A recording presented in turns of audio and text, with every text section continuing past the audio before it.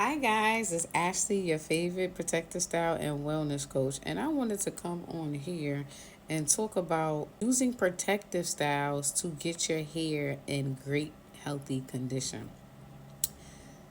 Protective styles are meant to protect your hair. If you get a protective style or a so-called protective style and it is not protecting your hair, is not a protective style. What do I mean by that? I mean that if you're getting braids, sorry, I'm not trying to be exposed, okay? If you're getting a braided style, right, and it's too tight, or you're having bumps, or when you take the style out, you having more breakage than shedding, that's not a protective style. Although the braids itself is called a protective style because your hair is protected, is braided up, is not loose like mine, and is not being exposed to weather and things like that, right? Is you're giving your hair a break under another style. And so, just because it says it's a protective style does not mean it's actually going to protect your hair.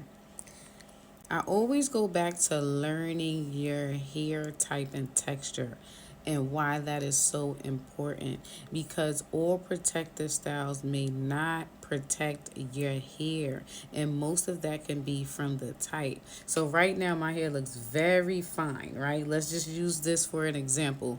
But I know I want a style that's high manipulation. For example, when we first started doing these faux locks, we would have to braid the hair first, and then we would wrap other hair on top of it.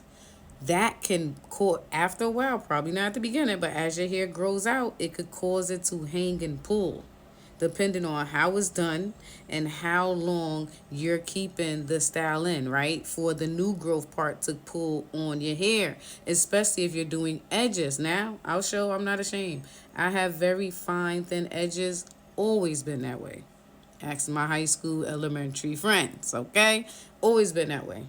Now, it improved from me using product and things like that and massaging it. But as far as it being really, really thick, I never really focused on it, if I'm 100% honest, to see how thick it can grow using my own product or any hair growth product, which it probably can. But my grandmother, my mother, we just have thin edges. Anywho, I'm using that as an example to say, hey, what if they grab your edges and they doing that type of style and you're leaving it in for a while? It's going to pop off eventually, right? Once it pops off, now you have breakage and thinning and balding. And did you get a protective style or not at this point? Did that style protect your hair more or did it add damage? I just wanted to make a point that you can use protective styles to help you love your hair, right? Because there was a time where I only wore protective styles. And then when I took it out, people didn't believe I had hair. Like, that's your hair? Like, what? Because I always covered it.